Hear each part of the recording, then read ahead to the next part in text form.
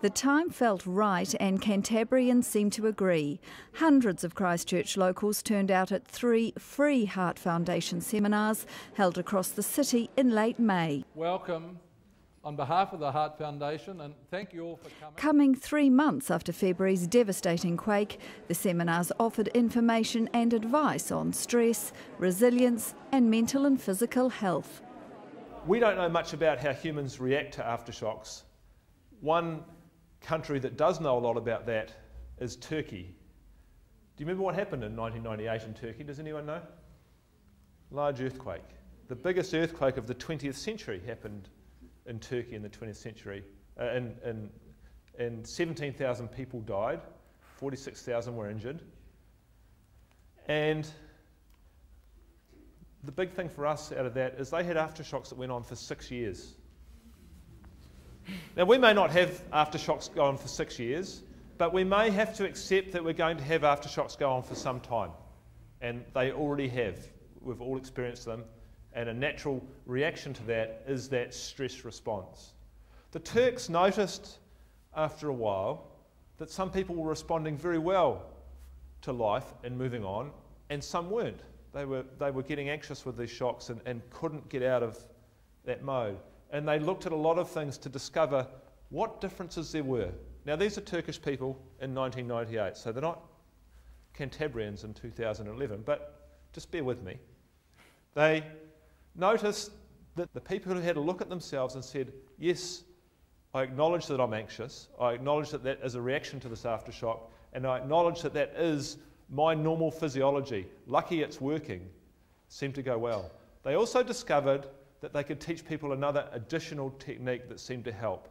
Acknowledge your anxiety as being normal, and then see if you can turn it off. And in your body, you can turn off anxiety by breathing in slowly and deeply, and breathing out more slowly. It's called the barrow reflex. How do you get a good night's sleep if a sleeping pill isn't going to work? Here's the things that I recommend. The first is there is no substitute for physical tiredness. There's no substitute for actual exercise. And if you do some actual exercise 3 hours or so before bed, then you get this wonderful flow of blood to your limbs, your arms and legs, and then it drains away. And as that blood pools in your central area, you start to get into the state for sleep. And it's called peripheral limb cooling. You can do that by having a hot bath or shower in that hour or so before bed as well. And you can also help yourself by avoiding bright flickering light before bedtime. Does anyone think of a source of bright flickering light? Yeah, so get those TVs out of the bedrooms, folks. And my other recommendation is, as you get older, you will take longer to get to sleep. That's what the evidence shows. That's normal.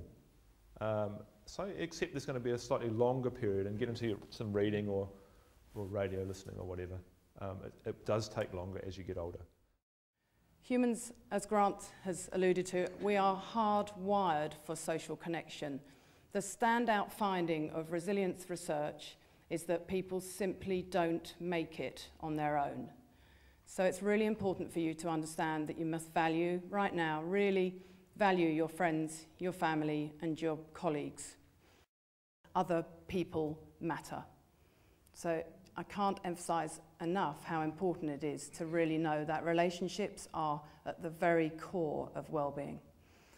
Gallup International polls the world nightly on all sorts of well-being measures, and they have recently sent a report that says that people who've got a best friend at work are 7 times more likely to really be on task and perform well. And they also show that people who have got a best friend at work are much less likely to have an accident.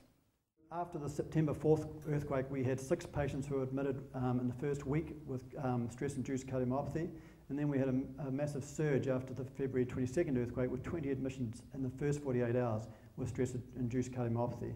And this represented 45% of all admissions.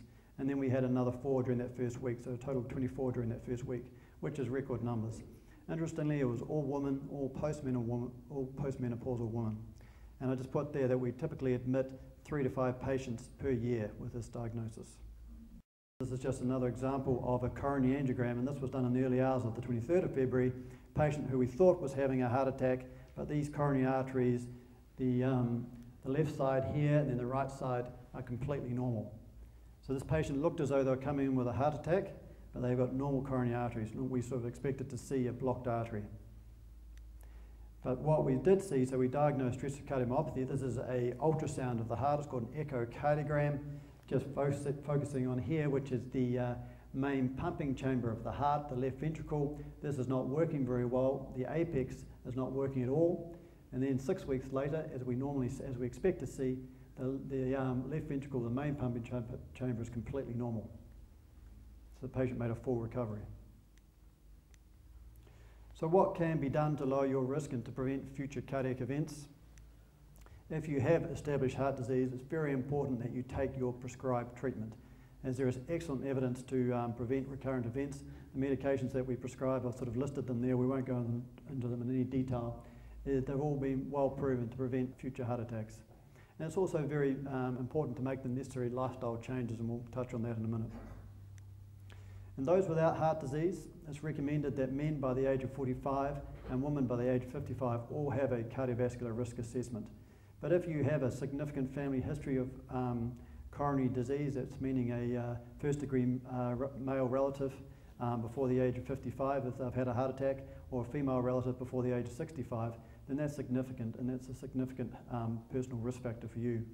Or if you've got high blood pressure at an early age or diabetes, then you should have a risk assessment earlier than the ages there. The Heart Foundation was pleased to come up with something new and of value for Christchurch, something that feedback suggested was the right thing at the right time.